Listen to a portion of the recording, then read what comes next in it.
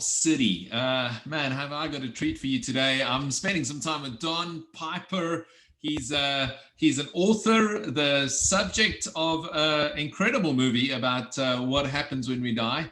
And more than all of that, Don is an incredible minister of the Word of God. And I've just been so excited to spend some time with him and speak to him a little bit today about the day he died. Welcome, Don, to 512 City. What a privilege and honor it is to be here. Delighted to see you, even if we're seeing each other from afar. Yeah, it would be great to have you in person, but we're looking forward to at least having you on a Zoom call on Sunday morning as part of 512 City Church. As we all jump on Zoom together in our digital room, we'll be having you with us in that digital space, and we really look forward to that. Don, so we're going to watch. I've got some great questions for you. I'm looking forward to just a conversation around the coronavirus and how what you've experienced has changed your view on what's happening right now around the world. So I'm really looking forward to your thoughts on that. But I thought it would be great, just as we delve into the conversation, for us to quickly have a look at your life story in 2 minutes or less. So we're quickly going to do that and just have a look at the life story of, or at least this one moment of your life story that we find. And this is a clip that was made about the movie, about what happened to you that day. So let's watch that together. I was the father of 3 children, the husband of a wonderful wife, a man with a great future. On January 18th, 1989, I died. When I woke up, I was in heaven. The man in the red Ford is deceased. I'd like to pray for him. He's alive! You got a pulse? From what we've heard, Don's car was wrecked by an 18-wheeler. Your husband is very badly injured. We are doing everything we can to save him. I'm so scared. God, please help us. It's going to be tough, but Don needs you now. I fought all I can. I'm ready to die. You got all these people who care so much for you, and you have no idea how much they love you. We're going to pray all night for you. We're taking over from here.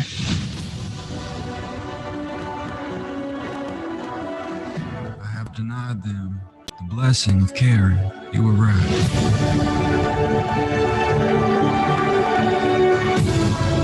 Amidst all the suffering, I've learned that heaven is real.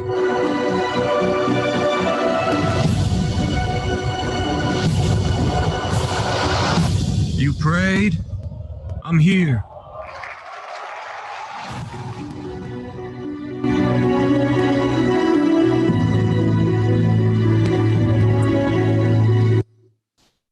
Don, what goes through your mind as you watch that once again? I'm sure you've seen it 100 times.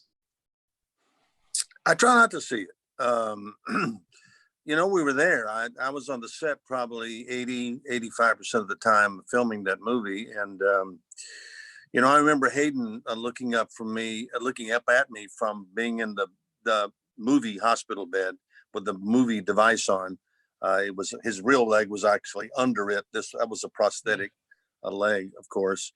And he had tears in his eyes and he wasn't acting. He said, I don't know how any human could have gone through this. And I would look down at him and I'd say, well, you're doing a masterful job of portraying it. But I said it was a nightmare, really. So my children won't watch the movie. We were at the premiere. We saw the movie. Many of us were on the set. So watching it again is hard, but it sure seems to matter to people who see it. And that was the point, was we're trying to help people understand that even though horrible things can happen in your life, and that you can even lose your life temporarily. I didn't have a near-death experience. When you're dead an hour and a half, you're not nearly dead, but it has that impact. Wow. Now, Don, I mean, we're going to get into this Sunday in detail, but you had this experience. You were dead, and you've experienced something of heaven. Yes. What's heaven like? What is it? Well, I took my last breath here and my next breath there. Heaven is a prepared place for prepared people. I wasn't planning to die that day. I was a 38-year-old man on his way to church, but I was ready. And of course, heaven is about being prepared and making the decision that's necessary to go there. So I was killed instantly on that rural bridge in the middle of nowhere. And when the 18-wheeler ran over me, and I was in heaven immediately, surrounded by people I had known and loved in life. And boy, they really look good. If you want to look good, heaven is where you want to be. And they knew I was coming. People don't sneak up on heaven. Everybody knows there who is coming there. The Bible says when you make a decision to accept Christ, they celebrate in heaven. They write your name in a registration book up there. So the people who met me were expecting me. All the things that you have read about, like in Revelation 21, for instance, about the street of gold and the angels and the incredible music. And I mean, the best thing about heaven, in spite of all the sensory explosion that is aroma and taste and all those things, the best thing about heaven is you're with God. You're with God. You're not hoping that he shows up somewhere. You're in his presence. This is his place. And so I was with God, and I knew it. I was with those people who had preceded me in death and joined me at the gates of heaven. But mostly I felt the presence of God. It's where you want to be. That's amazing, Don. I mean, I've spent this entire week, every day I've been speaking to somebody that's had a dead experience, right? Not a near-death experience. Yes. Every one of these experiences, this one thing came through as an echo throughout. The best thing about heaven was the presence of God. Yesterday, I spoke to somebody that had a hellish experience. He says, it's not the demons and the ugly and those things. It's the absence of God. And isn't it amazing that that's what we get to actually, that's the little bit of heaven that we actually get to experience on earth, is we can connect with the presence of God. It is. Yeah, it is. Right? And I think that surprises us to the point that we don't have words for it. And like you don't have words for heaven. I waited quite a while before I spoke of this, and never really planned to. And people often say, well, why wouldn't you talk about something this wonderful? What words would you use? We don't have any earthly words. No matter what language you speak, we don't have any earthly words that do justice to God's place. And so one of my real reservations was about doing that. And you're right. I've talked to people over the years, because it's been 31 years since I was run over, who try to put this into words, or say, they will approach me and say, I've never told anybody this before, but I died on the operating table and I went to heaven and I never spoke of it. I said, I completely understand. I said, but you're not the same, are you? You were never the same since before. Oh, no, it's changed my life completely. So it has, and those people that you spoke of, I know most all of them, and it's a small fraternity, but we know that it's real, and just as Paul knows that hell is real, so it is real. All of us, if you're watching, heaven and hell are real. And I look forward to hearing some of the realities and some of those understandings on Sunday. So I'm gonna discipline myself to not ask too many questions right now about it. But I think there's something that struck me about your story. You made this comment. You said you're never the same again. The world isn't the same again right now, Don. I mean, the fact of the matter is it's a global pandemic, the likes of which this generation certainly hasn't seen. Some would argue, because of the way the world is and the numbers of people and the numbers of travel, it's the worst it's ever been on the planet with regards to that. And there's something changing. People are sitting at home. We've never seen the economic changes that we're going through. what's your sense? How has your experience then changed the way you embrace this? You know, people love, whether they admit it or not, they love normal. I mean, we try to develop a life, no matter where we live or what we do, where it's predictable. It's understand. We don't mind surprises from time to time, but you know, we go to amusement parks so that we can go down a roller coaster and experience something we've never done before because it's a different roller coaster. I mean, but we want it controlled. We want a controlled surprise. Well, when things like this happen, we have no precedent for this. We don't have a benchmark for this. This is a marker, psychologically speaking. We will not be the same after this. And humans are not really, we're not wired that way. Well, it's unprecedented. You said it appropriately. We don't have a book for this. We don't have something that we can look at. So, I went through something similar when the truck went over me. I was so dismembered and broken apart that they had no choice but to experiment to try to save my arms and legs because they had been so badly mangled. I had brain damage. I was impaled on the steering wheel.